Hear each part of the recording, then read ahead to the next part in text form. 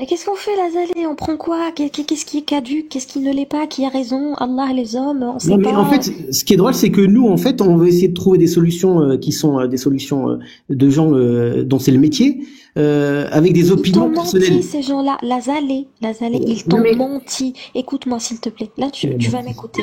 Ils d'accord. t'ont fait croire que tu ne peux pas utiliser ton cerveau pour comprendre des textes qui datent du 7e siècle. Non, mais C'est j'utilise, ça t'inquiète qu'on pas, t'a hein. expliqué, qu'il faut toute une science, je ne sais pas quoi, pour comprendre des textes. Ils t'ont menti pour mieux te contrôler. Tu comprends ou pas ça, Lazare? Mais Tu peux utiliser ton cerveau. Tu mais peux je l'utilise. l'utiliser. Non, mais j'ai l'impression que tu me dis que, en fait, j'utilise mon cerveau, mais je veux dire, aujourd'hui, je suis pas dans un contexte de djihad pour que tu me parles de, voilà, il y a rien, je suis dans une terre de paix, tu me demandes de penser à des choses, voilà, je suis pas dans ce contexte. Si j'étais dans ce contexte, Non, peut-être mais que, c'est ta religion, mon ref. C'est-à-dire que normalement, t'es censé être conscient de ce qu'il y a dans ta religion. mais Et dans ta dans- religion, il y a Allah qui a dit que lui, sa parole, quand elle est appliquée, il faut que ça se passe comme ça. Il faut répandre l'islam. Et pour le djihad offensif, Taleb, c'est une obligation. Et en prime, vous devez combattre les gens du livre jusqu'à ce qu'ils qu'ils payent la capitation. C'est marqué dans le fiqh. Et les mécréants, toutes les terres qui n'ont pas de livre, vous les combattez jusqu'à ce qu'ils se convertissent à l'islam. Moi, je veux bien, la zélé, que tu sois pas en temps de djihad, mais t'es pas en temps de djihad grâce à Allah, en fait. T'es pas en temps de djihad parce qu'il y a aucun humain ou très peu qui veulent appliquer la parole de Allah. Si les gens appliquaient la parole de Allah, tu serais dedans. en fait, la parole d'Allah, c'est faire la guerre partout, quoi, grosso modo, pour résumer, c'est ça. Bah, excuse-moi, mais Allah le dit lui-même. Il a fait descendre ça et son messager afin de propager la parole de Allah, l'islam, et la faire triompher sur toutes les autres religions. C'est écrit, c'est Allah qui le dit. Regarde, c'est le verset La diffusion de la parole 48, de Dieu, t'es en train de me dire. 48, c'est lui qui a envoyé son messager avec la guidée, la religion de vérité, l'islam, pour la faire triompher sur toute autre religion. Et ensuite, quand tu regardes les derniers versets qui sont tombés, comme At-Tawbah fait partie des trois dernières sourates tombées, révélées, et bah tu vois, combattez ceux qui ne croient ni en Allah ni au jour dernier, qui blablabla, combattez ceux jusqu'à ce qu'ils versent. Tu vois, tout At-Tawbah. Tous Mais les ça va- combats, tout ce que je t'ai mis, tout ce que j'ai lu dans le fiqh, c'est dans At-Tawbah et D'accord. dans ce verset-là. Entre autres, il y en a d'autres, hein. Mais c'est grâce à ces versets qu'il y a le fiqh que j'ai pu cette te lire. relation, elle s'adressait au prophète dans son temps à lui. Dans Bah son va dire ça aux savants. Mais Va c'est dire dingue. ça aux savants, Mais pas à c'est moi. dingue. Mais Pourquoi tu me le dis à moi, c'est aux savants. Tu es en train de me dire, c'est-à-dire qu'aujourd'hui, en fait, on va prendre le Coran et puis on va faire exactement ce qu'ils ont fait au 7e siècle. Écoute, on n'est pas dans la même société. Aujourd'hui, il y a des bombes qui sont jetées à 10 000 mètres d'altitude. On est super. Mais la Zala, c'est le fiqh qui le dit, c'est pas moi. Oui, c'est pas moi. Donc, c'est aux savants qui ont fait ça, qui ont fait en sorte que ça se soit encore valable. C'est avec eux qu'il faut que tu t'arranges. Non, mais parce que eux, ils ont sorti ça, ils le valident, ils l'enseignent encore. Hein. C'est étudié, ça. Hein. D'accord. Mais difficilement applicable parce que la société islamique, c'est pas celle de l'époque. Difficilement applicable parce que les hommes ne veulent pas l'appliquer. Mais Allah, c'est ce qu'il attend selon l'islam. Non, il attend rien de Dieu de nous, je te rassure. Ah, d'accord. Donc en fait, ça, c'est poubelle alors ça. Ça, en fait, poubelle. Ça, c'est poubelle, ça. Ça, c'était la révélation de Dieu. Non, je parle pas de. Alors ça, je le maîtrise pas suffisamment pour te dire ce qu'il y a dedans. C'était la révélation de quoi? Le Coran, c'est la révélation divine. Ça, effectivement, elle a. Non, mais attends, t'es sunnite ou t'es coraniste? Non, je suis sunnite. Ouais. Bah, ça, c'est le fiqh malikite. Ouais, non, mais aucun problème. Donc, j'en fais quoi? Poubelle ou c'est bon? Ben, ce qui est bon, on le garde, bien sûr. Sans aucun problème. Donc tu vas faire du cherry picking? Pas du tout. Moi. Tu vas prendre des trucs là, il a dit, mais pas tout. Quand dedans c'est marqué, le djihad est une obligation, qu'il faut combattre les croyants jusqu'à ce qu'ils versent la capitation, qu'il faut combattre tous les peuples qui n'ont pas reçu le livre jusqu'à ce qu'ils se convertissent. Ça, c'est poubelle ou pas? Non, mais c'est pas ça, je veux dire, c'est raccourci facile. Mais c'est marqué dedans. Regarde, tu veux que je te le montre? C'est en anglais, en arabe. Tu parles arabe, si tu veux, je te montre en arabe. Non, mais je vais l'acheter, je vais le lire. Tu m'as motivé pour acheter et le lire. Je vais le lire, ça c'est sûr et certain. Mais concrètement, c'est-à-dire que toi, tu essaies de poser la question à des gens déjà qu'on pas quand tu parles du fiqh islamique en règle générale, je pense que 90% des musulmans le connaissent pas. Oui, mais c'est bien un problème, non? Tu crois pas quand on croit en quelque chose, quand on croit en quelque chose et qu'on connaît pas? Les musulmans, ils vont à la mosquée, ils ressortent de la mosquée, voilà, ils sont dans leur contexte religieux, et puis ils sont pas en train de tirer les cheveux. Et tu penses qu'ils penseraient quoi? Tu penses qu'ils penseraient quoi s'ils savaient qu'il y a ça dans leur fiqh? Moi, quand je vais dans des conférences ou même à la mosquée, les gens, quand ils ont des questions de ce type-là, posent des questions. Ne crois pas que les gens sont bêtes et disent ah non bah tiens, je rentre chez moi, je vais appliquer ce que j'écoutais. Il y a des humains en face de nous à qui on pose la question et qui nous donnent des réponses. Et là, moi, j'ai jamais des gens. Ouais. Non, mais moi, je te demande ce que Allah il dit aujourd'hui. Il dit la même chose qu'à 1400 ans. On est d'accord? Oui, mais les gens, c'est pas les gens d'il y a 1400 ans. C'est pas pareil, on n'est pas, par exemple, tu parles Lazaleh, il n'y a pas de souci. Allah, il est plus fort que les humains, ou c'est les humains qui décident à la place d'Allah? Allah, il a donné libre arbitre. C'est la seule chose qu'il a demandé. Oui. Allez, je vais répondre à la question. D'accord. Il n'appartient pas à un croyant, ou à une croyante, une fois qu'Allah et son messager ont décidé d'une chose, d'avoir encore le choix dans leur façon d'agir. Et quiconque désobéit à Allah et à son messager s'est égaré, certes, d'un égarement évident. D'accord, mais il s'adresse à qui? C'est ça que je te pose la question. La révélation, elle est pour le prophète. Elle est dans son temps. Lazaleh va dire ça aux ulémas. Les ulémas qui disent Malik, c'est quoi? C'est lui C'est pas Malik, ça c'est récent. C'est un ouvrage qui recense les avis juridiques récents. Et c'est appliqué où? De ces dernières décennies. C'est appliqué où? Mais on s'en fout, on parle d'Allah. Justement, pourquoi personne veut appliquer la parole d'Allah, mon ref? Non, mais là, en l'occurrence, on parle des sociétés dans lesquelles on vit aujourd'hui. On parle d'islam. Non, mais toi, tu peux parler. On parle d'islam. On parle d'islam. On parle pas de société. L'islam, aujourd'hui, dans l'islam sunnite, cet ouvrage-là est utilisé aujourd'hui en jurisprudence. Il est validé par les ulémas. Le consensus ijma l'a validé, cet ouvrage. C'est-à-dire que dedans, tout ce qui est dedans, c'est validé par les ulémas. Moi, je m'en fous que personne l'applique. Je te dis juste que dans l'islam sunnite, cet ouvrage-là, il est validé. C'est-à-dire que quand tu lis dans le chapitre que je t'ai donné tout à l'heure, M9 je crois, bref, que tu dis que le djihad le petit djihad est une obligation, Taleb, je parle, le djihad Taleb est une obligation, et que t'as tout ce que j'ai lu après, article par article, c'est des articles qui ont été validés par les ulémas. Oui, ça correspond à la parole d'Allah. C'est valable aujourd'hui. C'est un ouvrage de jurisprudence qui sert dans un État qui voudrait appliquer la charia.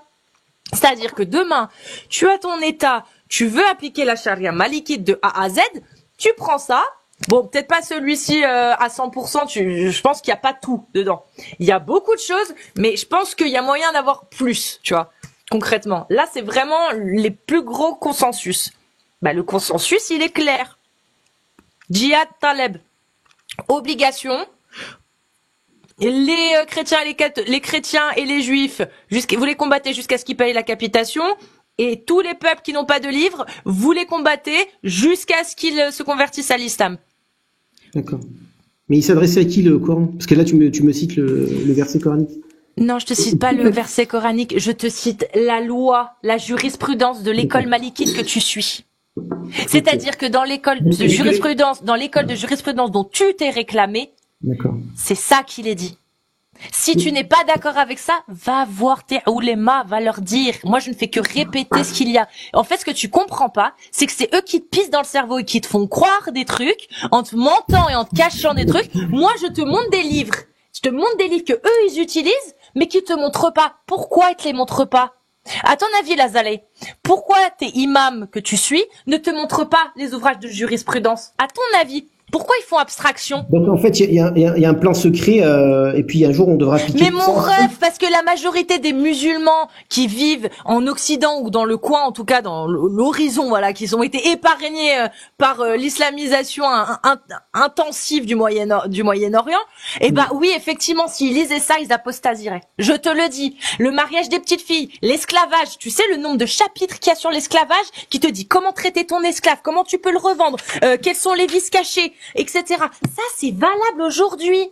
Si tu appliques la parole de Allah, voilà ce que dit Allah. Ça, c'est un manuel qui te permet d'appliquer la parole de Allah, validée par les oulémas depuis 1400 ans. Tu comprends ce que je suis en train de te dire? C'est-à-dire qu'aujourd'hui, il y a personne qui l'applique, ça. Je suis d'accord avec toi. Donc tous les musulmans, c'est des koufars, alors, si je prends bien, Selon l'islam sunnite, tous les pays qui n'appliquent pas la loi de Allah est une terre de koufr. Oui. Donc tous, alors? Bah, tous les pays qui n'appliquent pas la parole d'Allah. Il y en a qui l'appliquent, donc tous? Ah bah, il y en a quelques-uns qui s'en rapprochent, hein. Beaucoup, hein. Comme l'État I. Non, mais le problème, tu sais, en fait, c'est que... Parce que oui, il y a un État islamique. Hein. D'accord. Le problème, c'est qu'en fait... Comment ça, d'accord? Il n'y a pas d'État islamique?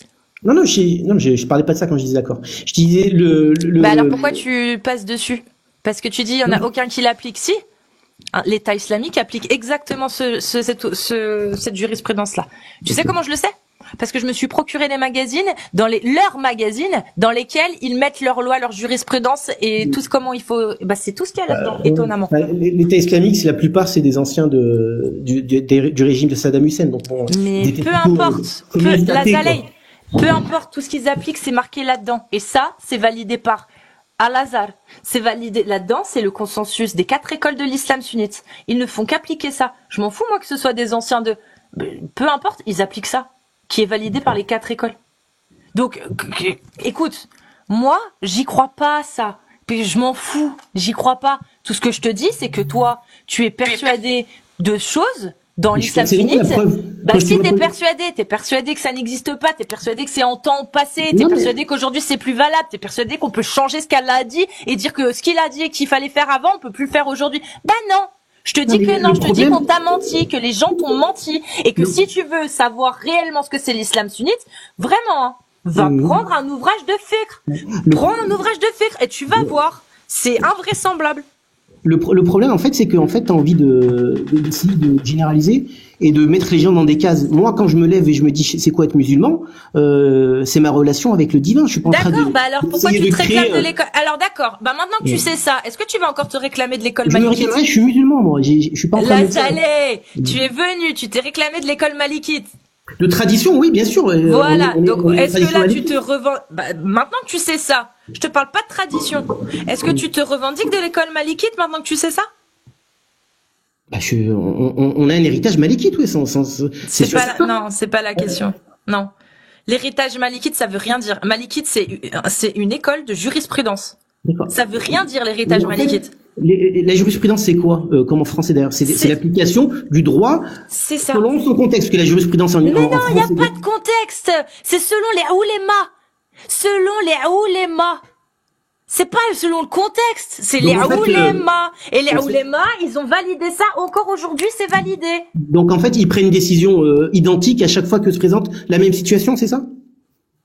Est-ce que non mais Lazaleh, s'il te plaît, par pitié, ouvre au moins une seule fois dans ta vie un ouvrage de jurisprudence. Parce que je te jure, franchement, là c'est compliqué. Je vais le faire, mais c'est pas la condition pour qu'un musulman ait la miséricorde divine, hein, tu sais. Mais déjà, faudrait-il que ce soit vrai, en fait, toutes ces conneries, mon ref. Et c'est ce que je suis en train d'essayer de te faire comprendre. C'est que, en fait, tu crois en un truc, mais tu sais la moitié de ce que tu crois depuis tout à l'heure. En fait, tu te rends compte que tu sais rien. Imagine toutes les autres choses sur lesquelles t'es persuadé que ça, cette fois, sans parler de jurisprudence, juste ça, tu crois que c'est divin. Mais mon ref, j'ai pas fini. Même juste ça, tu penses que c'est divin. Tu y crois. Mais tout ce que t'as cité depuis tout à l'heure, tu viens de voir que c'est basé que sur une ignorance. Oui, tu sais pas ce qu'il y a dans la jurisprudence. T'es persuadé de trucs alors que pas du tout. Ça passe pas du tout comme ça. J'ai pas fini. Depuis tout à l'heure, Lazaleh. Depuis tout à l'heure, tu affirmes des trucs qui sont faux. Tu affirmes que non, mais ceci, je te montre, voilà, je te fais comprendre que non, qu'il y a des ouvrages de jurisprudence qui aujourd'hui sont validés, qui aujourd'hui font consensus, qui aujourd'hui sont encore enseignés. Oui, effectivement, la majorité des pays dans le monde ne les appliquent pas. Pourquoi? Pourquoi? Pas parce que ça se fait plus, pas parce que Allah a dit que c'était haram, non! Parce que c'est politique, économique, et que effectivement, quand t'as la majorité des pays dans le monde qui te disent que avoir des esclaves, c'est un crime contre l'humanité, marier des enfants, c'est inadmissible, etc., t'es obligé de te plier. En fait, C'est obligé, j'ai pas fini, t'es obligé de te plier, d'accord? Donc, je me plie à rien, moi. tout Je suis ce que... libre, hein. Mais bon, vas-y, c'est bon, ça me saoule. Toi, elle t'explique Vas-y, comment non, c'est bon, fonctionne c'est la bon, c'est bon. méthodologie. Non, j'ai c'est compris bon, ce qui se qu'elle- démerde, j'ai compris qui ce se qu'elle- démerde. Tu veux te faire pisser dans le cerveau par tes oulémas, fais-toi pisser dans le cerveau. Tu veux rejeter ce qu'ils disent, rejette ce qu'ils disent. Mais assume au moins, Tu vois, assume au moins, en fait, moi, s'il te plaît. je respecte ce que Assume. tu penses et respecte ce que je pense. Non, je respecte Là, pas ta là, pensée t'es qui est en train de basée dire, sur non, du vent, bien sûr que non. Depuis tout à l'heure, non, tais-toi, je parle. Je vais certainement pas respecter ta croyance qui est basée sur une ignorance. Depuis tout à l'heure, tu montres à tout le monde que tu connais rien à la jurisprudence. Tu connais rien. Tu affirmes plein de trucs. Je te prouve par A plus B, je te montre des ouvrages, je te montre des paroles de savants. T'as pas été capable de m'en citer un seul de savant, pas un seul. J'ai pris la peine de te montrer pour qu'on arrive au final que tu te rendes compte tout ce que tu ignorais. Je te dis maintenant, imagine tout ce que tu ignores en pensant que ça c'est divin. Imagine que tu peux te tromper de la même façon là-dessus. C'est ça moi que j'essaye de te dire. C'est-à-dire que depuis le début on te dit que ça c'est divin. La seule chose pour laquelle tu crois, c'est parce qu'on te l'a dit que c'était divin.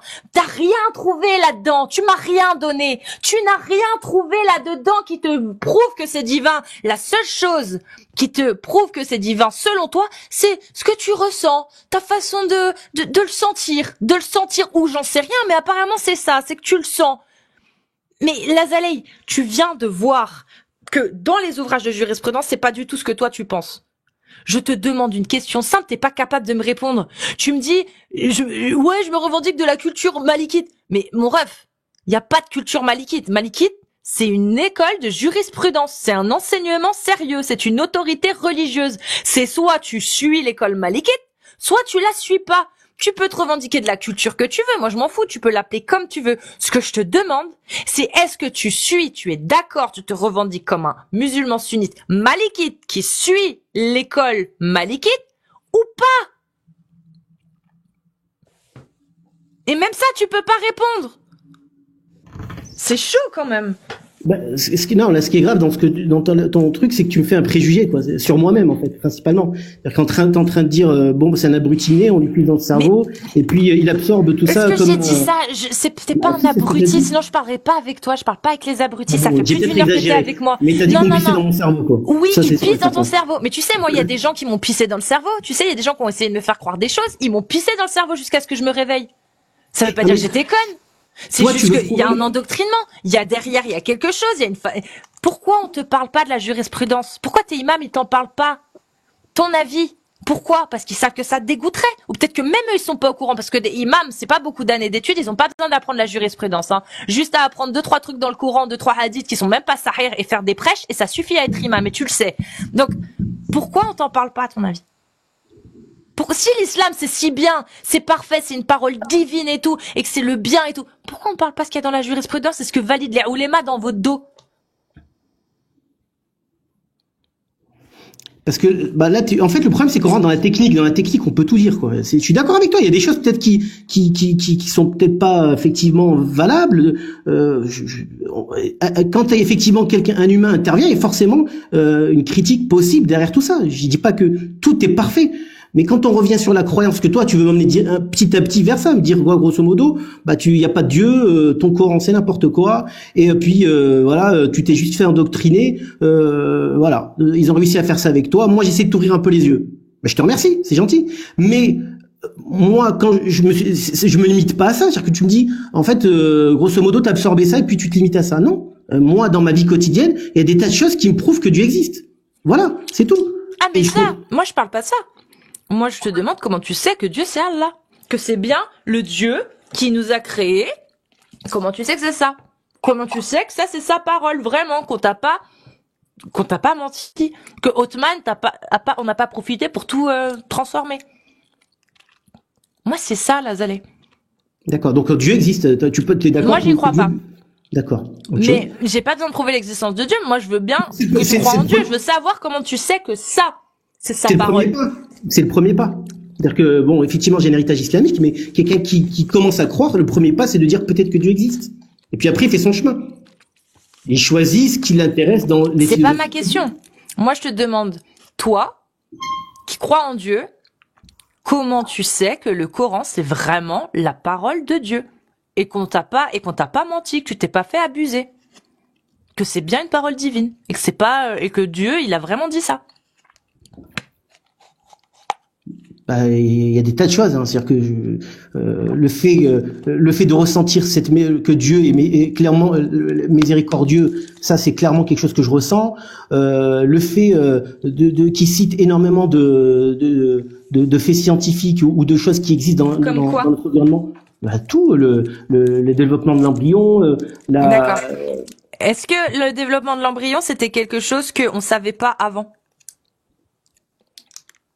Est-ce que, en gros, parce que moi je veux bien, hein, tu vois, ça peut être une encyclopédie qui rassemble des trucs scientifiques, mais là où ça serait divin, c'est que ce soit la première fois qu'on voit cette mention d'embryon et de croissance de l'embryon, que ce soit la première fois que ce soit dans le Coran qu'on la voit. Est-ce que c'est le cas?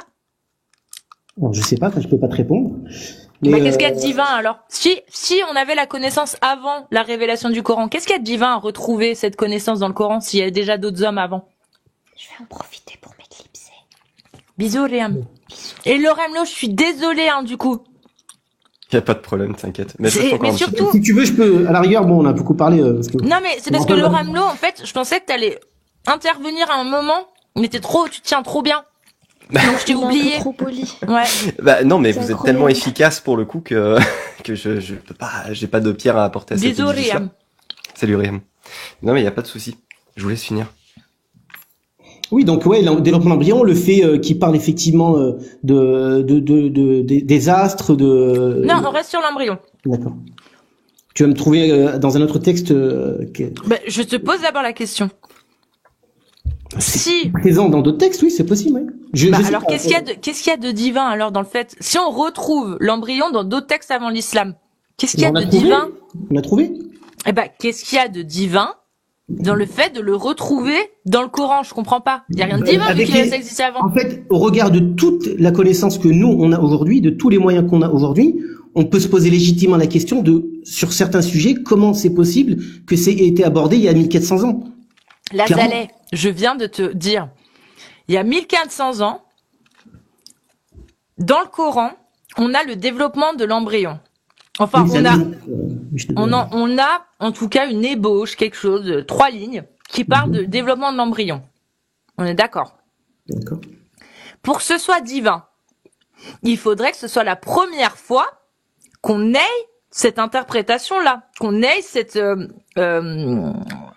cette description de l'embryon. On est d'accord. Sinon, il n'y a rien de divin. Pas nécessairement, mais oui. Bah, pourquoi? Il y a quoi de divin? Alors, s'il y a 400 ans en arrière, s'il y a 1800 ans, il y a déjà quelqu'un qui a dit l'embryon, il commence comme ça, il est comme ça, et voilà. S'il y a déjà quelqu'un qui a donné cette information, il y a 1800 ans, qu'est-ce qu'il y a de divin dans le fait de retrouver exactement la même description dans un nouveau livre? Mais c'est que c'est pas la seule. Si c'était uniquement le seul fait. Tu peux m'expliquer, s'il te plaît, avant d'aller plus loin, qu'est-ce qu'il y a de divin si on a déjà la description à l'identique 400 ans auparavant? Est-ce que ça reste divin du coup?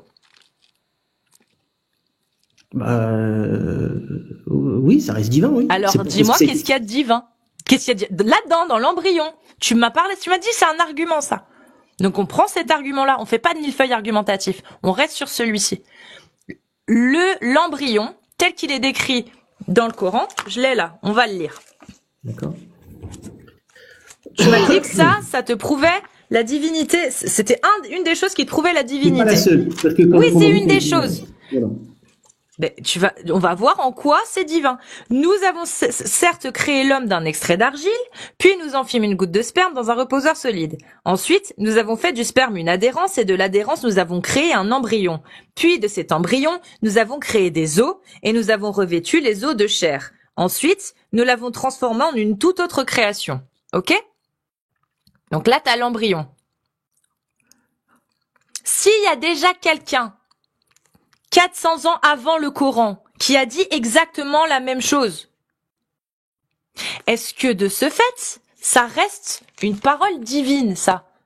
Ou est-ce que c'est une parole qui aurait pu être écrite par un homme? Celle-ci, uniquement celle-ci. L'embryon. Le fait que ça ait été cité 400 ans avant, non, ça fait pas que c'est, enfin, si c'est recité dans le Coran, ça fait pas que le Coran n'est pas une parole divine, non? Non, c'est pas la question. Le Coran, tu m'as cité ce verset-là. Ce verset-là, tu m'as dit, il est divin. Parce qu'il y a une connaissance à l'époque qu'on pouvait pas avoir. Moi, je te demande, et si, il y a 400 ans avant le Coran, on avait déjà cette connaissance-là, il y a déjà quelqu'un qui l'avait dite, est-ce que de ce fait, ce verset-là resterait quelque chose de divin, ou alors ce verset-là, au final, il aurait pu être écrit par un homme. Il aurait été inspiré d'un fait, enfin, grosso modo, t'es en train de me dire, il était inspiré de cette connaissance il y a 400 ans. Une connaissance qui existait, voilà, une connaissance qui existait déjà. D'accord. En fait, si tu veux, pour le prendre comme argument de tu veux divinité. dire que ça a été pris dans un autre texte, grosso modo. Pas dans un autre texte, ça a été pris dans d'autres connaissances, oui. D'autres connaissances, ouais.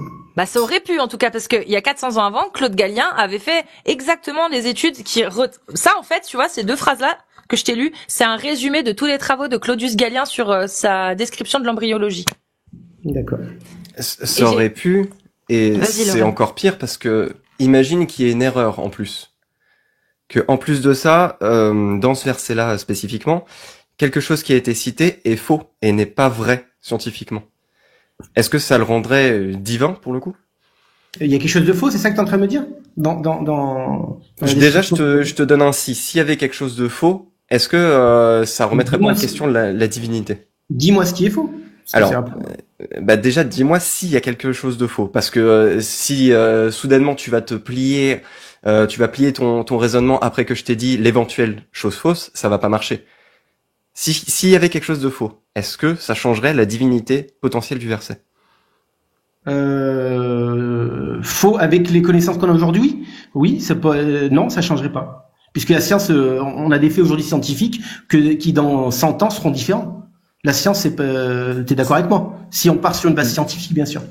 C'est-à-dire que là, on a un consensus établi sur ce genre de données parce que ça fait très très longtemps qu'on les étudie, pour le coup. Donc, on a des informations très claires et qui non seulement font consensus, mais sont vraies dans 100% des cas, en l'occurrence. Donc, quand on étudie ce verset avec effectivement le regard d'aujourd'hui, avec le regard scientifique établi d'aujourd'hui, c'est qu'on avait largement les moyens, on a largement des moyens beaucoup plus efficaces pour connaître la vérité de ce fait-là, tu vois. Donc, si on a trouvé quelque chose de faux, est-ce que ça rend le verset moins divin? Non, pas pour autant, non. D'accord. Donc, on peut te dire n'importe quoi de faux, n'importe quelle information dans le Coran, une information qui s'avère être fausse, pour toi, le Coran reste divin. Est-ce que Dieu ment? Non, sur le scientifique, là, tu parles, parce que tu me dis, dans le cas du développement de l'embryon, si avec les connaissances que l'on a aujourd'hui, on a découvert quelque chose de faux dans la description de l'embryon, dans le Coran, c'est que Dieu sait que ce n'est pas la parole divine. C'est ce que tu es en train de me dire. C'est-à-dire que soit il s'est trompé, soit il a menti. Et toi, tu peux te tromper aussi? Moi, je peux me tromper, oui. Mais le consensus scientifique, surtout sur ce genre d'informations, pour le coup, ne se trompe a priori pas. À 99,99999%. C'est-à-dire qu'on a suffisamment d'observations qui sont faites, d'études qui sont faites, et surtout que maintenant on peut faire des radios, on peut faire des échographies, on sait exactement comment se passe chaque étape de l'embryologie. Donc, si on prend la description qui est écrite dans le Coran et qu'on l'étudie, on essaie de la comparer à la réalité. Et justement, là, si on trouve quelque chose qui cloche, qu'est-ce qu'on dit du Coran? Est-ce qu'il s'est trompé? Si c'est le cas, oui, bien sûr. Donc on pourrait dire que le Coran s'est trompé. Si tu me trouves une erreur, oui, bien sûr. Ok. Dans le verset du Coran, on nous dit que les os apparaissent en premier, juste après l'embryon, et la chair recouvre les os. Ça, c'est factuellement faux. Alors, j'ai pas l'info précise, mais je vais partir du principe que je te crois, et je vais pas te croire, faut que je vérifie quand même pour être sûr de... Ouais, vérifie, ça marche. Non, mais je vais pas le faire maintenant, mais Non, mais du coup, si tu me crois, ça veut dire quoi de la parole de Allah à ce moment-là? Si là tu me crois, on part du principe que j'ai raison, que ce que je dis est vrai. Ça veut dire que moi je dis quelque chose, Allah dit autre chose. Qui est-ce qui a raison? Toi, là, en fait, le problème, c'est que là, en fait, le problème, c'est que on me demande, et j'avoue, j'ai pas les compétences, on me demande d'intervenir sur des sujets quasiment. Je te dis si j'ai raison. On passe de la science. Dis-moi. Ouais. Si tu regardes, vas-y. Si les scientifiques disent bien ce que l'ORM dit. Donc, est-ce que les scientifiques ont raison ou est-ce que c'est Allah qui a raison sur ce sujet-là? Sachant que je vais juste reformuler. Il y a Claude Gallien qui a dit que les os venaient avant la chair, et 400 ans après, le Coran a dit la même chose, et aujourd'hui, 1400 ans plus tard, on dit non, les os, ça vient bien après la chair. C'est ce qui arrive, le développement, ça fait partie des derniers développements. Ça arrive tard. 4e mois, je crois. Ouais. Il faut que je regarde. 3e, je sais plus. Mais imaginons que, voilà, les scientifiques disent vraiment ça. Donc ils contredisent Claude Gallien, parce que les scientifiques ils contredisent pas le Coran, ils marchent pas comme ça hein, quand ils font des études et tout, et puis qui thèse, antithèse, patati, je dis n'importe quoi, mais quand ils font des études scientifiques et qu'ils contredisent des études scientifiques, voilà, ils contredisent des études scientifiques, ils vont pas contredire le Coran, ils contredisent la science avant, tu vois. Et quand ils contredisent Claude Gallien, qui était un homme de science, Claude Gallien qui disait que les os apparaissaient avant la chair. Donc ils contredisent forcément aussi ce que dit le Coran, vu que le Coran dit la même chose que Claude Gallien.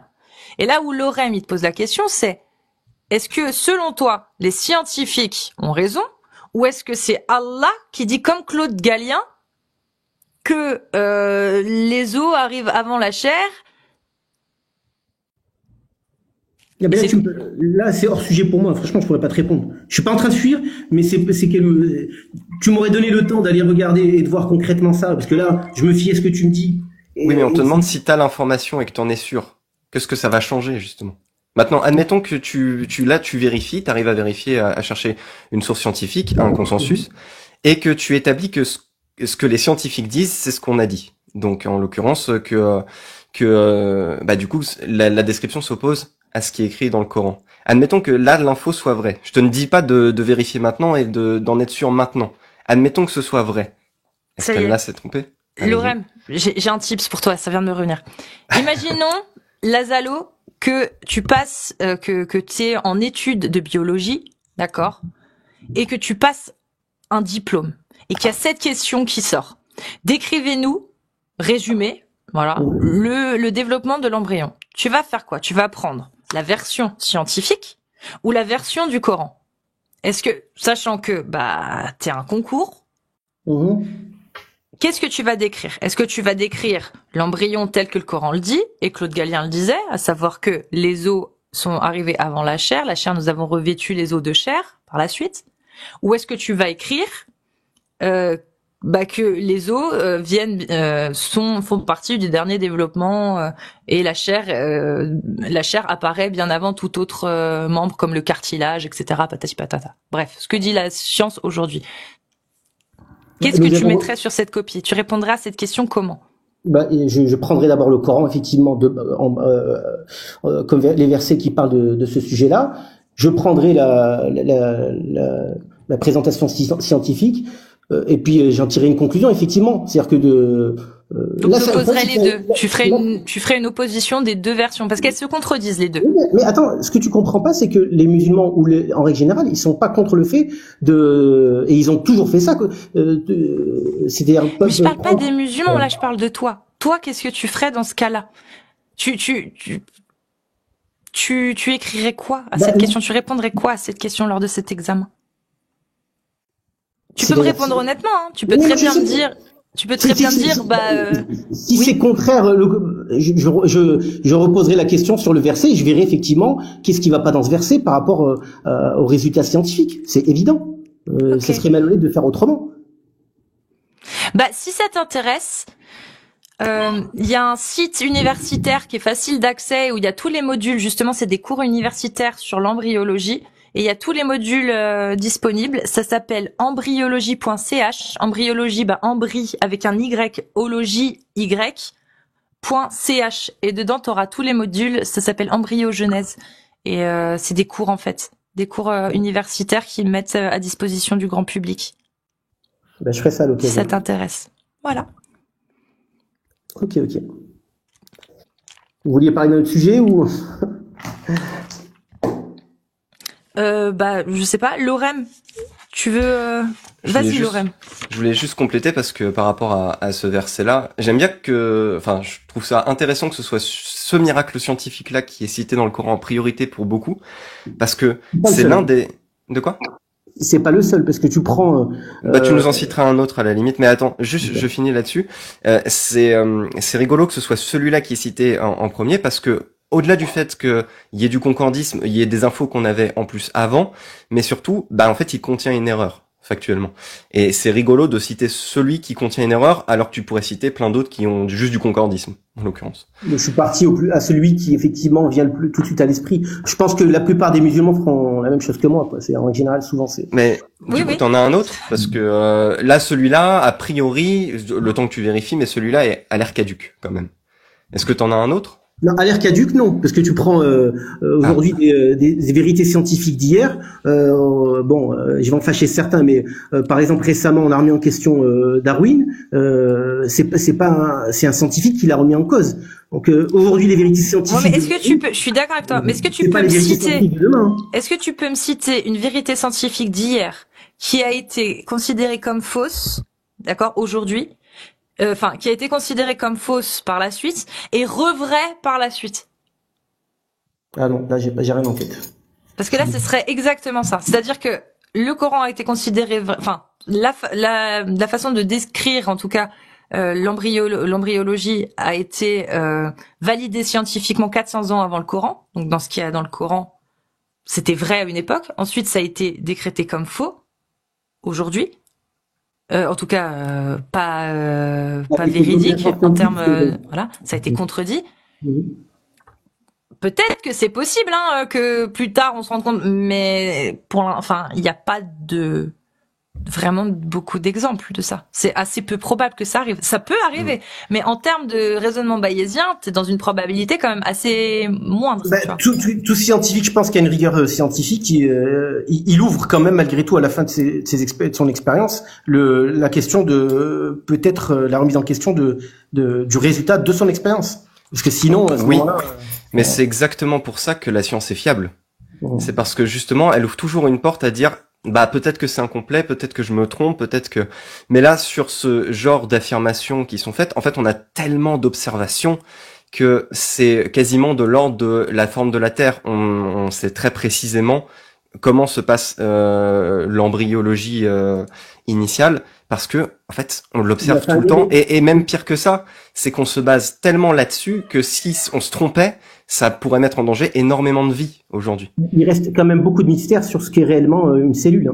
On sait pas tout encore de réellement Mais alors des mystères, tu vas en avoir plein, évidemment. Il y a la science pour le coup, le consensus scientifique établi ne sait pas tout, mais ça veut pas dire pour autant que tout ce qu'il dit est à jeter ou est probablement à jeter. C'est pas une échelle de 50-50 au niveau de la certitude. Quand on établit un fait, ce qu'on appelle un fait scientifique, on est sur quelque chose d'une certitude de l'ordre du 99,99999% avec possibilité de se tromper, mais c'est pour ça que la science est fiable. Justement. C'est pour ça que malgré tout, quand on regarde l'histoire de l'islam en général, c'est quand même malgré tout, les gens ils ont pas pris le Coran comme un état de fait. C'est quand même une des religions, des traditions religieuses qui a produit le plus de scientifiques aussi et découvert des faits scientifiques aussi. Donc c'est pas le musulman, il est pas bêta à se dire tiens moi j'ai en tout cas pas à partir des soi-disant de vérités scientifiques qu'on trouve dans le Coran. Peut-être que ça a motivé. J'ai pas dit que c'était les vérités scientifiques, j'ai dit le fait que ce soit cité. Alors c'était cité 400 ans avant, c'est tout à fait possible, mais ce n'est pas la seule chose. C'est-à-dire que c'est comme on te dit quand il y a quelque chose qui s'arrive, il y a pas une raison, il y a des raisons. C'est-à-dire c'est plein de choses qui font.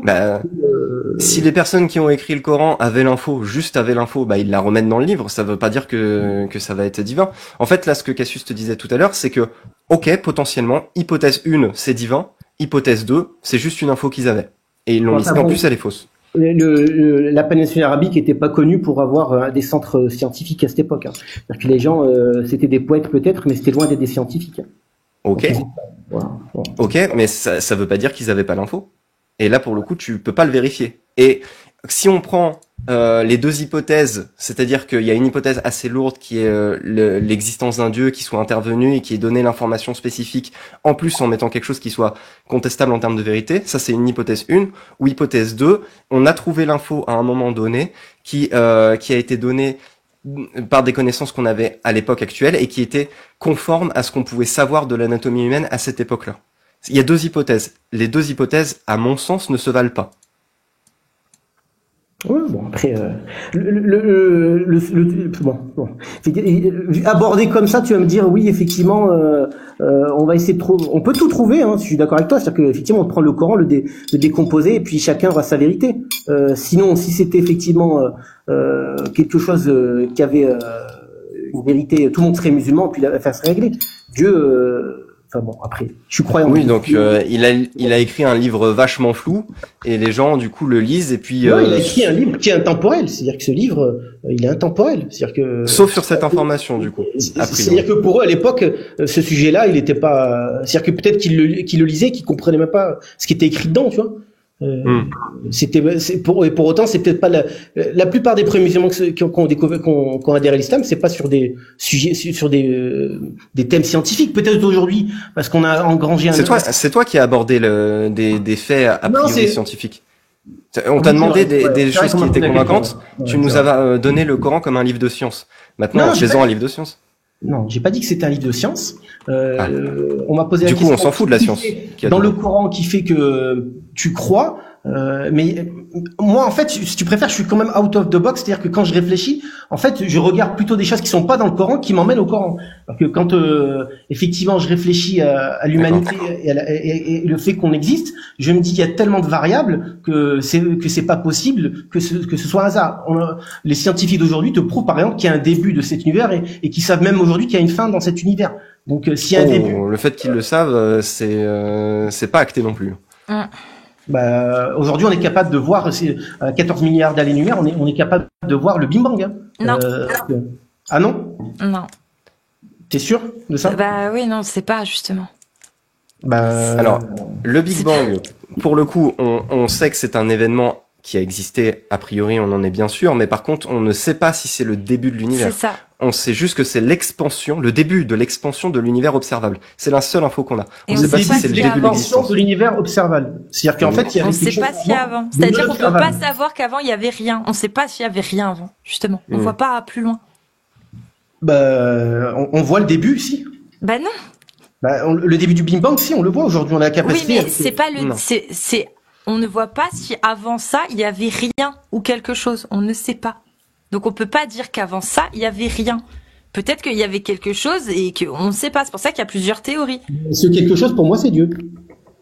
Bah oui, pour toi, parce que tu n'as pas la réponse et que tu as besoin d'avoir une réponse et que tu mets cette réponse sous le dos de Dieu.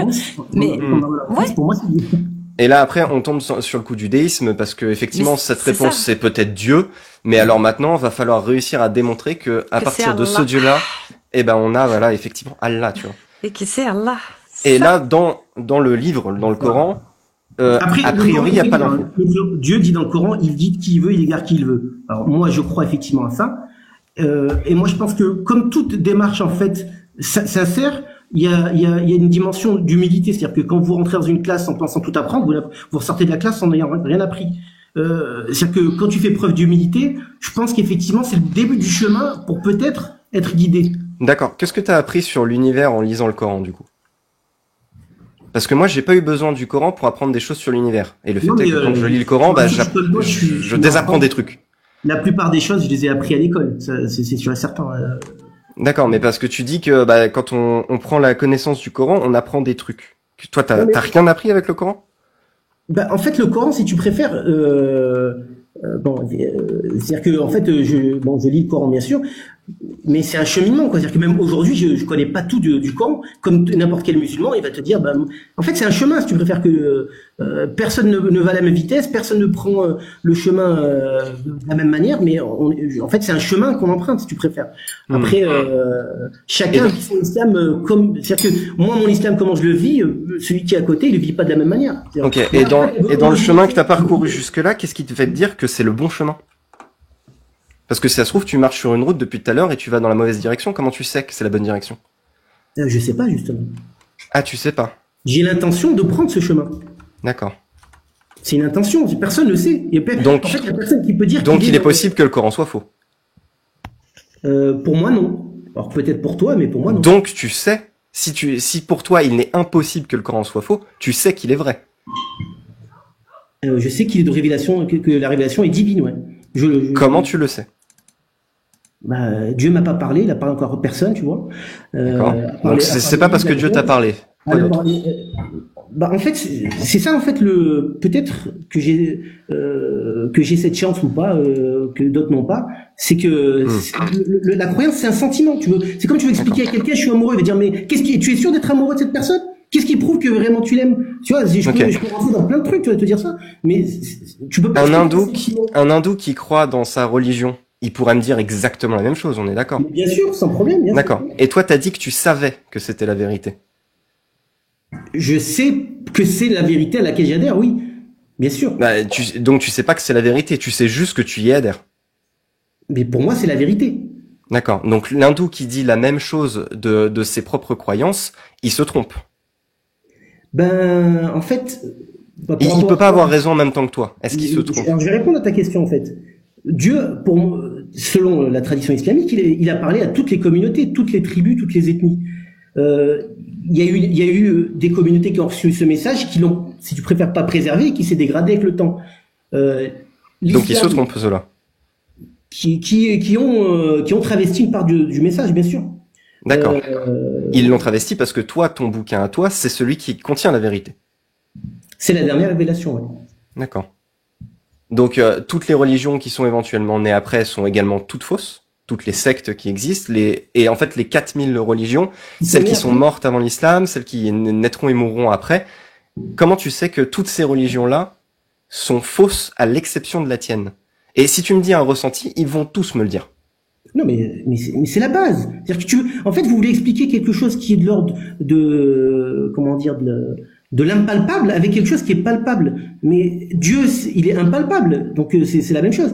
C'est-à-dire que, donc, tu ne peux pas dire que tu sais. Moi, je sais. Tu sais ce que ça veut dire, savoir?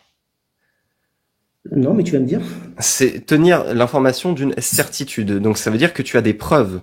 C'est-à-dire que, au-delà du fait que tu me fais l'affirmation, tu vas pouvoir me donner tous les éléments qui me permettent de faire la même affirmation que toi. Non, la certitude, le fait de savoir quelque chose, c'est, on a la connaissance d'une vérité qui ne dépend pas de son contexte. Oui, parce que tu parles de choses matérielles, de choses sur lesquelles on peut avoir une expérience.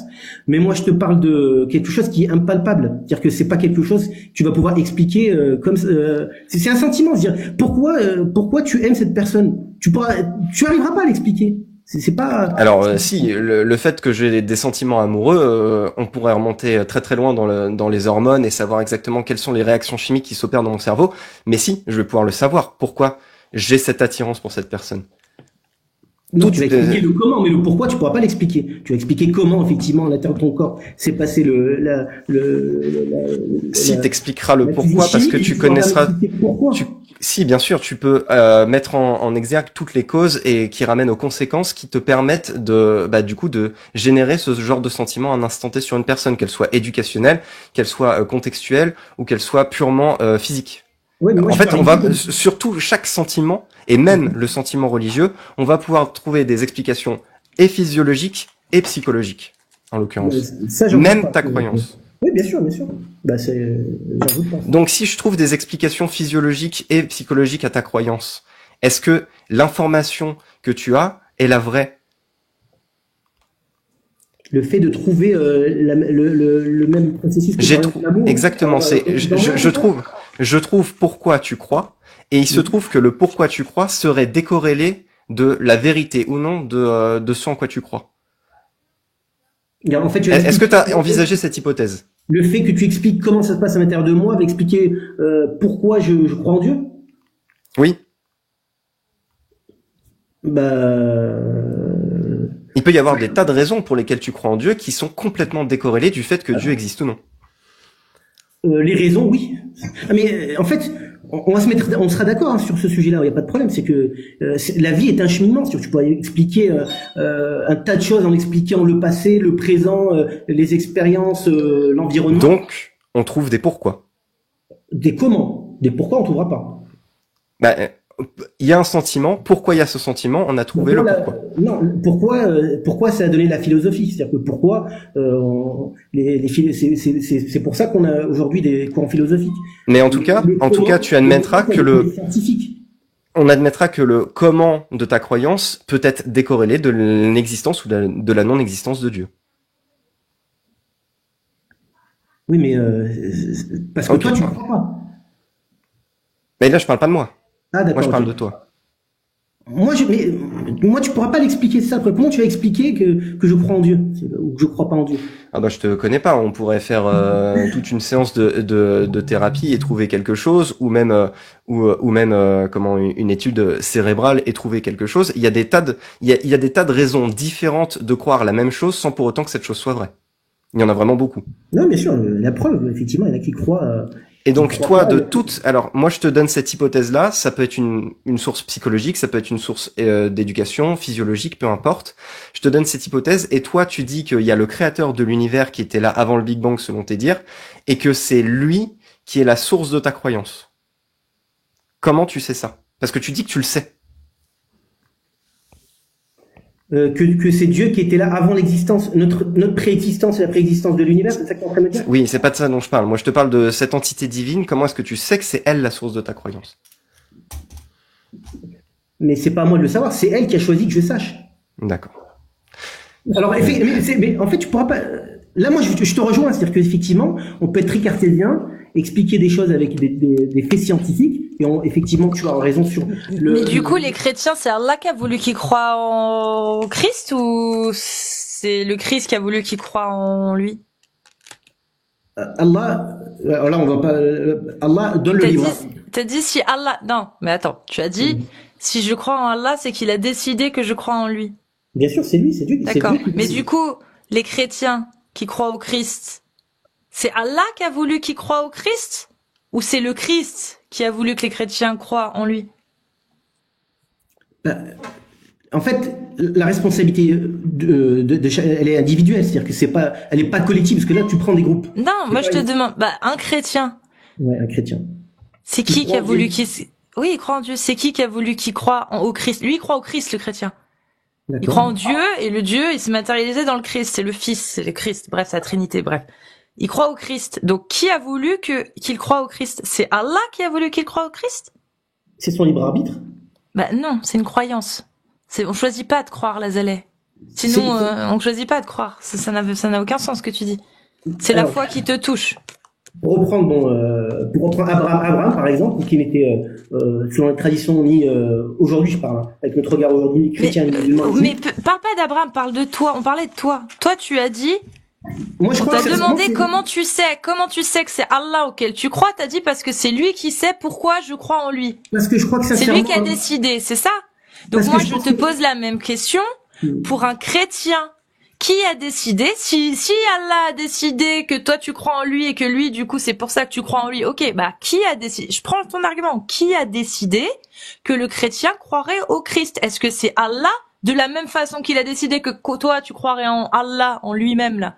Il a décidé que lui il croirait en Dieu, mais ce serait pas Allah. Il a décidé que ce chrétien-là, il croirait en Dieu, mais croirait au Christ.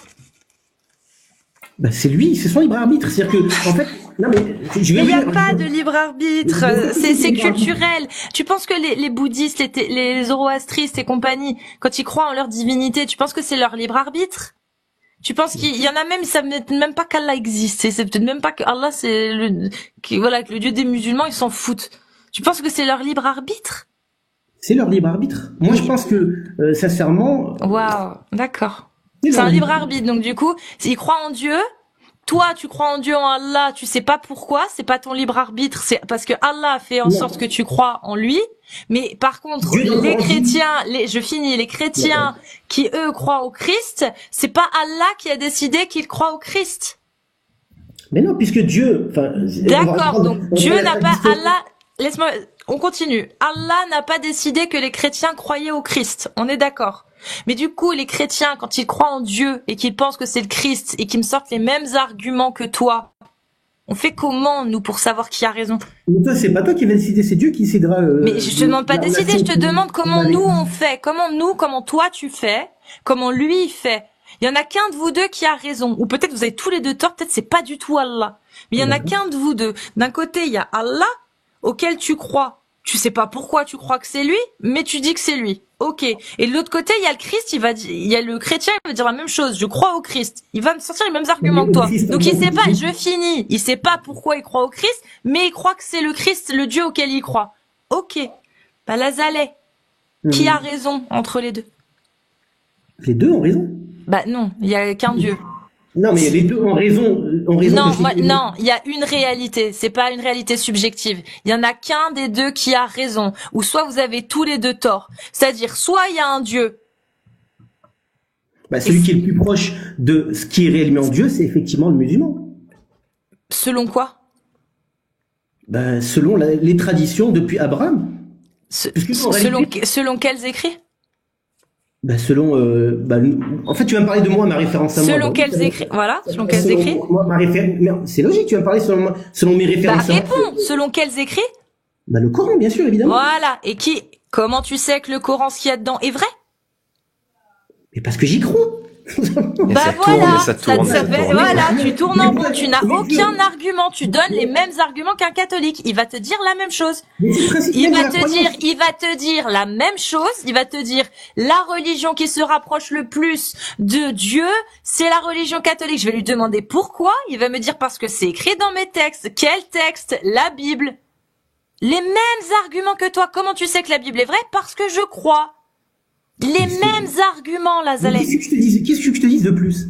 C'est évident, on est dans la croyance, c'est-à-dire que tu es en train de me parler quelque chose. Donc on est d'accord que tu n'as aucun bon argument pour pouvoir affirmer, laisse-moi terminer, tu n'as aucun bon argument pour affirmer que ta croyance est plus légitime et plus crédible que celle d'un chrétien, puisque tu as les mêmes arguments que lui.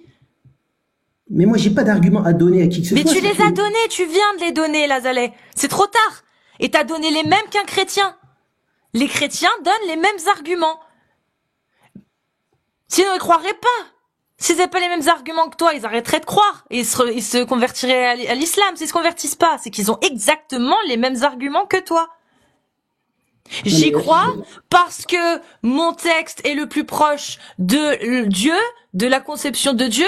Mais quelle est ta conception de Dieu? Bah, c'est celle qu'il y a dans les textes catholiques. Toi, c'est pour ça que t'es catholique. Oui, mais comment tu sais que c'est vrai? Bah, parce que c'est écrit dans mes livres. Mais comment tu sais que tes livres c'est vrai? Bah, parce que j'y crois. C'est les mêmes arguments. Et ça tourne en rond. Et pourquoi t'y crois? Bah, parce que je pense que, et tu tournes. C'est les mêmes arguments que t'as donné.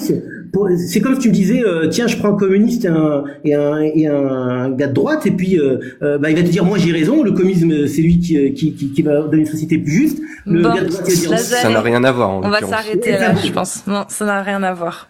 Bah, bon, Lazaleh, en tout cas, c'était bien. C'était un dernier mot à dire, je te laisse prendre la parole, tu peux parler et dire ce que t'as à dire. Ça fait plus de 2 heures que t'es là. Non, malgré tout, le fait que, effectivement, le but, malgré tout, de votre, c'est effectivement de dire, voilà, que, effectivement, peut-être qu'on croit à quelque chose qui n'existe pas et peut-être qu'on suit des textes qui n'ont pas d'origine légitime ou vrai ou qui sont dans le vrai.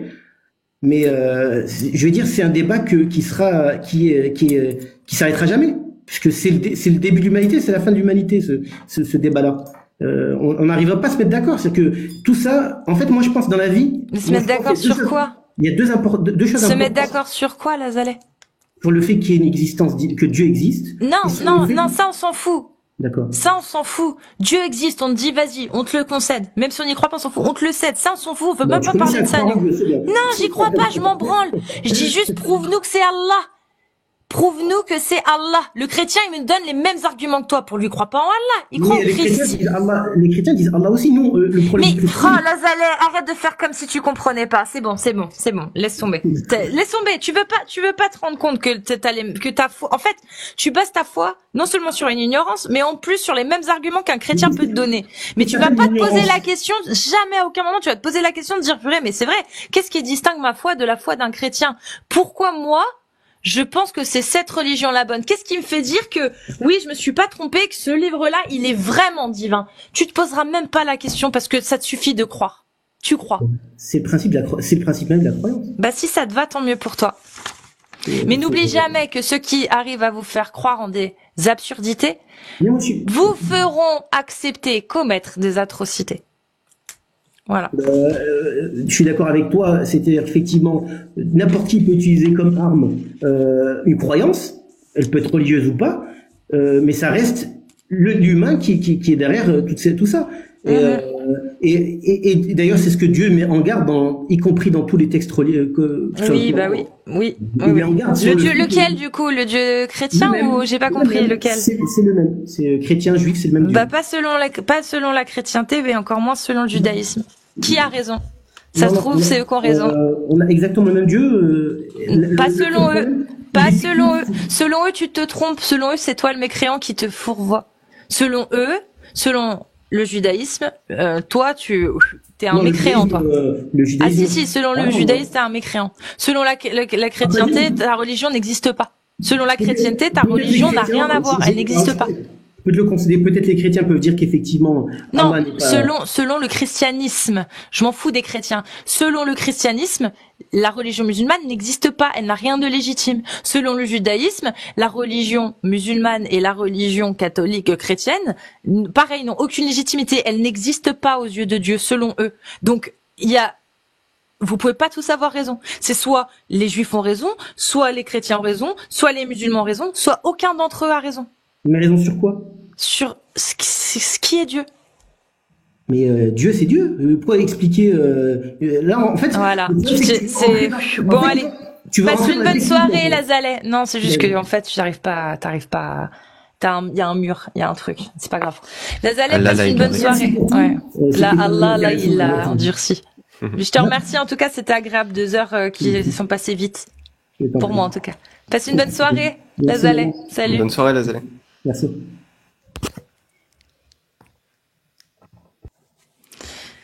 En plus, je dois être un peu fatiguée aussi, mais bon, au bout de 2 heures, on a tout essayé. Hein. Franchement, là, on a tout essayé. Bah autant, alors sur tout le début, j'avais pas du tout de quoi interagir parce que j'avais pas les connaissances sur la véracité des textes, etc. Le mariage des petites filles, mais vous étiez tellement efficace. Par contre, effectivement, quand on parle de science, ça me touche un peu plus, un petit peu plus. Mais je m'attendais pas à monter. Je suis très covidé en fait. Ah ouais? Ouais. Bah heureusement que c'est pas contagieux comme ça. Bah oui, mais écoute, je transmets par les voies divines de l'internet. Super. Je vais remonter vite fait mon modo. Ça va, Benchi? Salut Benchi. Très bien. Salut Cassius, salut Lorraine. Mon modo aussi. Hein. Ah, il est partout. Eh oui. Non, je suis désolé, je vais te casser la tête avec ça, mais j'ai rien trouvé sur le champ de labour. Ouais, bah ça, faut que je vois. Avec Amir, j'ai pas eu le temps de voir avec Amir, il a bossé et tout, c'est chaud. Même demandé à Ali Baba, Mais, il m'a donné les tafsirs, mais j'ai rien trouvé. Il te l'a traduit en arabe? Non, il a pas. Voilà, c'est comme le. C'est quel mot? De quel verset? J'ai oublié. Oui, la sourate 424. Et la sourate là où le prophète, c'est surtout celle-ci, la sourate où le prophète, où Allah dit que le prophète a le droit à plus de femmes et tout, et a même le droit aux femmes qui s'offrent à lui, tu sais. Et ben dans la version française c'est marqué épouser, alors que en arabe c'est pas épouser, c'est un autre terme que marier en fait. Et en fait dans les tafassirs, bah tu le vois, mais pas dans tous. Voilà. Dans certains tafsirs, ils vont dire que c'est, par exemple, Ibn Kathir, il va utiliser marié dans la traduction française. Tu vois? Alors que dans la version arabe de Al-Tabari, tu vois bien que c'est pas le vrai mariage. C'est autre chose, tu vois. Et bah là, c'est pareil, en fait. Je pense qu'il faut vraiment voir le terme en arabe. Et c'est ce qu'on avait dit la dernière fois, c'est que ça fait chier. C'est pour ça qu'ils l'ont traduit par comme et quand. Ouais. Mais, que je suis quasiment sûr, c'est qu'il n'y a pas de consensus là-dessus, en tout cas. C'est quoi le point sur le champ de labour? Si, il y a le consensus sur le fait que la femme n'a pas le droit de se refuser à son mari. Si, ça, il y a consensus, je t'assure. Avec les enjeux qui viennent la maudire, mais Ah non, avec le fait que c'est une désobéissance. Tu vas lire Al-Tabari, si ta femme te refuse à toi, tu passes à la 3e étape directement. Okay. Parce que, c'est-à-dire qu'il y a exhorté là, D'accord. Deuxième, si la deuxième est d'avis, c'est même lui dit, les savants sont d'avis pour dire que cette étape peut être sautée, étant donné que la femme se refuse à lui, inutile de passer à la deuxième étape, quoi. Donc, sous-entendu, on passe direct à daraba. Wadribuhunna. C'est Tabari, t'as dit? Ouais, Al-Tabari dans la 434. Ok. Et du coup, Lorraine, pour répondre à la question, c'est la 2223. Vos femmes sont pour vous comme un champ de labour, allez-y, comme... Et quand vous voulez. Et quand vous voulez. Et j'arrivais pas à trouver de source sur le écran. D'accord, ok. Mais en fait, tu sais, Benchi, il y a un truc, c'est comme le fait de dire, oui, le mariage des petites, non, c'est pas halal, regarde, sors-moi une seule phrase où il dit qu'on peut se marier avec des enfants. Mais en fait, il n'y a pas besoin qu'il y ait le mot enfant, parce qu'à l'époque, c'était d'avis accepté qu'on pouvait se marier depuis le berceau. Il n'y a pas besoin de mettre d'âge, il n'y a pas besoin de dire petite fille, en fait. Tu vas dans les explications des savants, tu vas lire Sahira. Même en lisant ça, ça suffit pas pour certains. En fait, c'est normal, c'est parce qu'à l'époque, c'était totalement accepté. Là, si tu veux, c'est comme bien traiter son épouse. Oui, à l'époque, bien traiter son épouse, tu pouvais lui mettre sur la gueule, c'était quand même bien la traiter. Si tu lui payais, si tu faisais en sorte qu'elle reste en vie déjà, qu'elle soit logée, nourrie, qu'elle suive les commandements de Allah, et tu la traitais bien. Derrière, si tu la frappais, ça restait quand même un bon comportement. Si tu la frappais uniquement, si tu craignais sa désobéissance. Mais en fait, aujourd'hui, c'est le problème qu'on a. C'est oui, alors Allah, il a dit qu'il fallait avoir un bon comportement envers son épouse, ça prouve qu'il faut pas la frapper. Mais non, ça prouve pas qu'il faut pas la frapper, ça prouve juste que les mœurs sont changées et qu'effectivement, à une époque, le fait de frapper était acceptable et aujourd'hui, ce n'est plus acceptable. Là, c'est pareil. C'est qu'il y a eu une époque, quand tu savais que la désobéissance de la femme, ça comprenait le fait de se refuser à son mari, qu'en plus de ça, on menaçait la femme en disant, attention, si tu le fais, les anges vont te maudire. Tu vois? C'était d'avis général. Il y avait même pas besoin de le dire. Oui, la femme ne peut pas se refuser à son mari, etc. Il y avait même pas besoin. C'est un petit peu comme si tu disais une banalité. Pour l'époque, c'était normal. La femme, elle pouvait pas se refuser et puis c'est tout, en fait. C'est bien marqué quand et comme vous le voulez. Il y a aucun moment une notion de consentement. Il n'y a pas de si votre femme est disposée, rien du tout. La seule disposition de la femme, et c'est dans le verset juste avant, c'est si elle a pas ses règles. C'est la seule condition pour laquelle tu n'as pas le droit d'aller voir ta femme. Tu n'as pas le droit d'aller voir ta femme sexuellement si elle a ses règles. C'est la seule moment où tu n'as pas le droit. Ça veut dire que dans tous les autres moments, tu as le droit. Donc tu prends ça. Le mari a le droit d'aller à sa femme n'importe quand, n'importe comment, comme il veut, en dehors des règles. Et tu prends à côté de ça, l'homme a autorité sur la femme. C'est bon, la femme, elle ferme sa gueule. Comme pour l'esclave, ça revient au même. Oui, mais l'esclave, à quel moment c'est marqué que elle peut ne pas être consentante? Mais en fait, il y a pas besoin que ce soit marqué. L'esclave, milkil yamin, ce que vous possédez, il y a presque plus de droits. Les seuls droits, ils sont cités en plus. Est-ce qu'il y a le droit du consentement dedans? Non. Voilà, c'est juste que c'est normal. Il y a pas besoin de mettre que tu peux la laver. Puisque c'est pas reconnu, c'est ton objet. C'est par omission, en fait. Il y a même pas besoin de le dire. Parce que pour l'époque, c'était juste normal, en fait. C'est juste aujourd'hui, comme nos mœurs et nos valeurs ont changé, effectivement, ça nous choque. Mais à l'époque où ça choquait pas, vos esclaves, vous pouvez coucher avec. Ah oui, mais c'est pas marqué qu'on peut l'élever. Mais en fait, une captive de guerre, à qui tu viens de tuer toute ta famille, tu crois qu'elle est consentante quand Allah dit ouais tu peux rentrer dedans mais faut te finir à l'intérieur? Tu penses qu'elle est consentante? Non, voilà. Donc c'est pas marqué pourtant. C'est juste logique en fait. Parce qu'à l'époque ça se faisait. Là c'est pareil. À l'époque les femmes elles fermaient leur gueule et toutes les pages du Coran qui parlent des femmes montrent bien qu'elles doivent fermer leur gueule et qu'elles doivent être sous l'autorité du mari et que si le mari craint la désobéissance elles s'en prennent une dans la gueule. C'est marqué. Tu prends ça plus ça, tu regroupes tout, tu vois bien que oui, effectivement, le V conjugal n'a jamais été reconnu. C'est pour ça que dans le fiqh, tu ne trouveras jamais rien sur le V conjugal, ça n'existe pas. Il y a aucune ligne dans aucun ouvrage de jurisprudence qui parle de l'homme qui V sa femme, sauf dans le cas où il passe par derrière parce que c'est haram. Uniquement ça, ou parce que pendant les règles, là ça peut, parce que c'est haram, là la femme peut porter plainte, mais c'est tout. Si elle est disposée, qu'elle n'a pas ses règles et qu'elle n'a pas de maladie, enfin une maladie qui lui cause des traumas ou qu'elle a un cancer de l'utérus ou une connerie quoi, il peut. Et elle a rien le droit de dire parce que elle doit lui être obéissante. Les femmes vertueuses sont obéissantes à leur mari. Il y a des choses, il n'y a pas besoin de les dire. Il suffit juste de regarder en fait l'interprétation des savants, des oulémas et les lois qui en sont sorties. Et quand les oulémas ils disent À aucun moment ils disent que le V conjugal c'est reconnu, et quand ils te disent dans le fiqh que le V est reconnu uniquement donc sur les femmes par un autre que son mari, c'est bien dit, hein. Par une femme donc célibataire, c'est un V.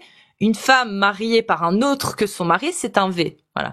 Et les esclaves, si elles ont une relation sexuelle, donc que le V a été engendré par quelqu'un d'autre que leur maître.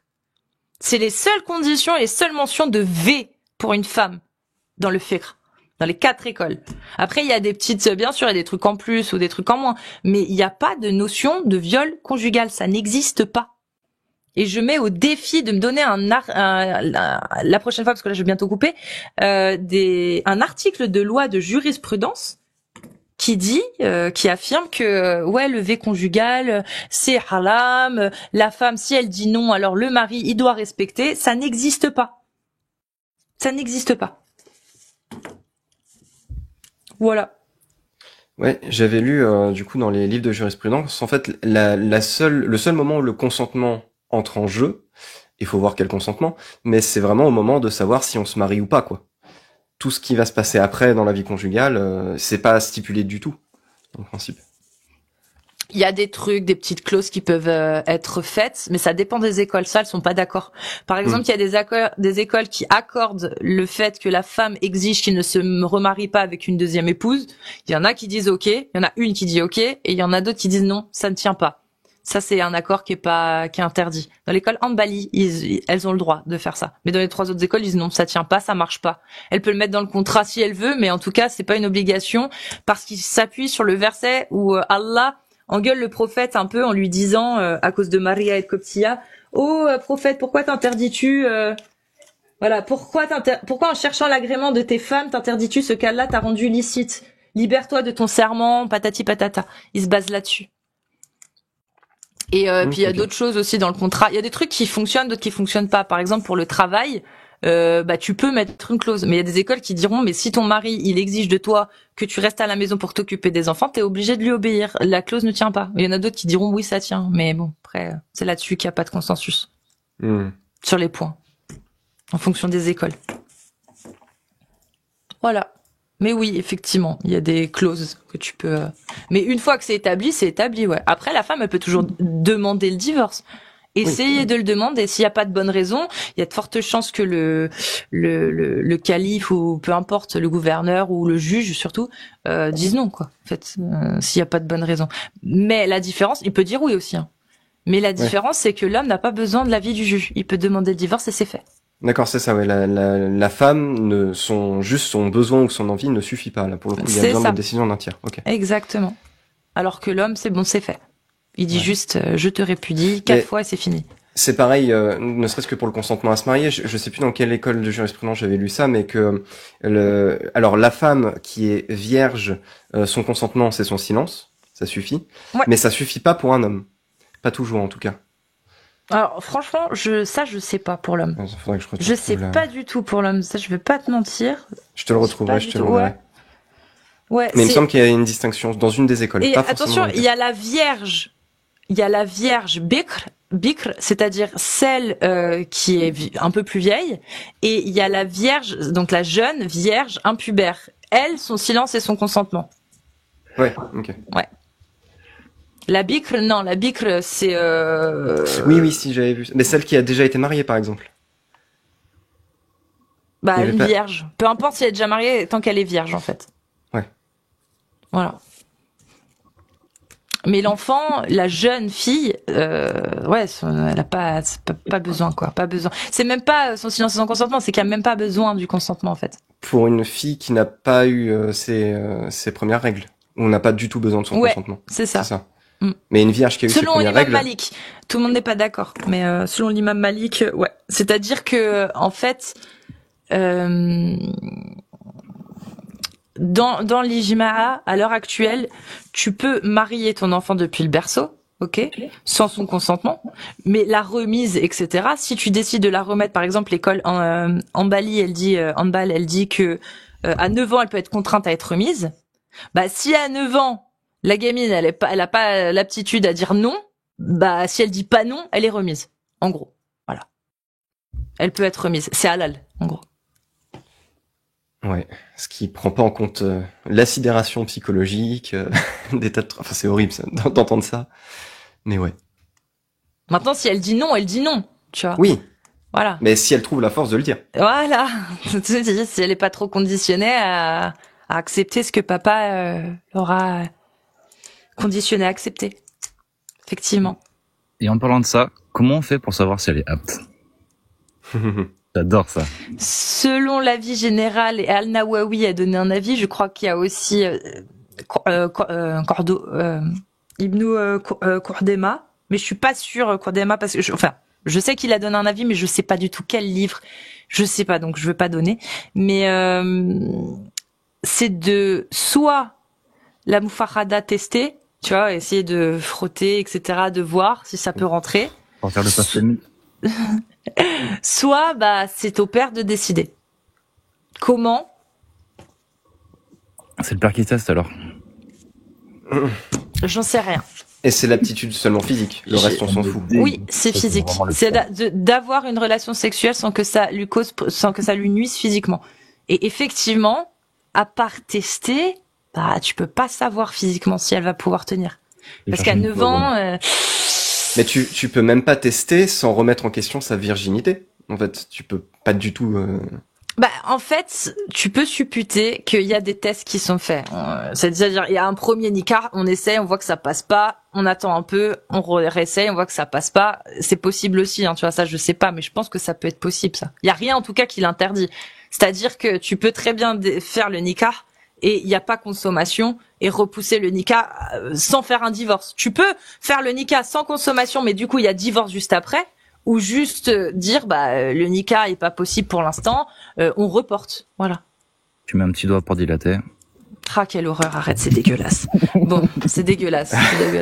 Mais tu peux l'envisager, en tout cas moi j'ai rien trouvé qui l'interdisait ça. Mais peut-être que ouais. Même si tu fais ce genre de test, si tu c'est dégueu quand même, oui, je suis d'accord, dans tous les cas horrible. c'est dégueu. Mais si tu ne vas pas au-delà de la virginité de la fille, donc de ce qu'on appelle la virginité chez une femme, tu peux pas vraiment tester au bout du processus parce que les organes internes, tu peux pas aller jusqu'au bout. Non, tu peux pas, mais ça là il le savait pas, Loremlo. Ah oui, pardon, excuse-moi. Bah oui. J'ai encore cru que c'était un dieu. Attends, à l'époque, il voyait juste le trou, si ça rentrait, si tu pouvais faire 2-3 viens et viens, c'est bon, c'est que ça passait, tu vois. Il voyait pas ce qui se passait l'autre côté. Ah oui, non mais je suis bête. Non mais voilà, c'est dire, mais tu vois, même au-delà de ça, quand ils ont fait l'expérience, par exemple, ils ont testé que ça fonctionnait, pour eux c'est ok, on fait la consommation, on va jusqu'au bout du truc. Il se trouve que ça pouvait pas fonctionner du tout. Il y a plein de cas où ça a dû arriver. En fait, il y a énormément de cas où ça a dû arriver, où la jeune fille s'est retrouvée stérile, voire bien pire. Donc, oui. Au bout d'un moment, bon, il faisait pas ce raisonnement-là, mais de se dire, mais en fait, notre méthode, elle fonctionne pas pour savoir si c'est viable ou pas. Bah, petit à petit, ça s'est fait, mais c'est pas Allah, quoi, c'est les humains. Oui, c'est ça, C'est ça. Bah, on s'est rendu compte qu'on savait pas tester.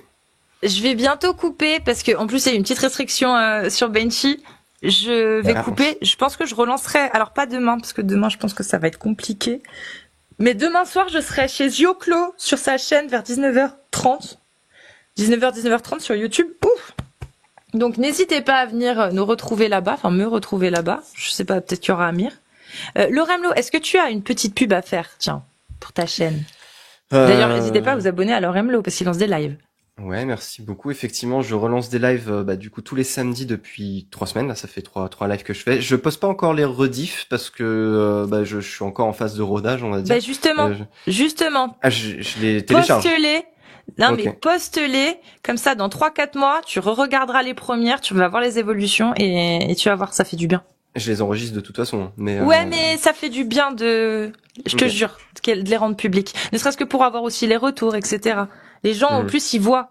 Ils disent, les progrès et tout, ils les voient, ils peuvent le voir, tu vois. Même les nouveaux qui viennent d'arriver, s'ils tombent sur tes premières vidéos et ensuite sur tes dernières, bah, ils vont te le dire, waouh, tu vois. Et ça fait du bien. Carrément. Donc, poste-les. Carrément. Et puis, en plus de ça, je poste toujours au moins une vidéo par semaine sur le compte TikTok, donc un short, en fait. À la base, je fais surtout du short et les lives, c'est assez nouveau. Ça se voit, hein, j'ai pas encore l'aisance que vous avez, je suis très admiratif de ça. Ça va arriver. Mais oui, c'est ça vient petit à petit, puis on s'entraîne, quoi. Puis de temps en temps, si je peux monter sur vos lives, ça m'entraîne aussi. Avec plaisir, ouais. C'est moins fatigant que d'animer mon propre live, clairement. Toujours. Voilà, par exemple, Toujours. j'étais covidé, j'ai dormi pendant 2 heures. Non, pas du tout. J'ai écouté, mais j'ai appris beaucoup. Et le fait de participer, c'était cool aussi. Ouais. Avec plaisir. Et puis j'ai un nouveau compte Twitter, les amis, parce que l'autre il s'est fait têche. Bon, je suis en pourparlers, je devrais peut-être le récupérer, mais c'est pas encore sûr, donc c'est pour ça. En attendant, abonnez-vous à mon nouveau compte, parce que de toute façon, je vais le garder ce nouveau compte dans tous les cas. Peut-être que je ferai, si je récupère l'autre, je vais faire un truc. Mais bon, abonnez-vous à celui-ci, c'est Casus Lady Off, OFF, ok, sur Twitch, sur X, pardon. Et merci d'abord à tout le monde pour les tapotages, les dons, tout ça, tout ce que vous avez fait, là, vos messages de soutien, etc. Merci vraiment à tous. Vinci, t'as un truc à dire? Merci pour le live, c'était cool. Avec plaisir, Benchi, ça fait plaisir. Et on se retrouve très bientôt, mercredi ou mardi. Non, bah si, demain, si, sûrement demain, pardon, parce que du coup demain c'est annulé. Demain, Inch'Allah, je lance ici. Des bisous. J'attends toujours ma paye aussi. Inch'Allah, Tu m'as pas dit ça. Inch'Allah.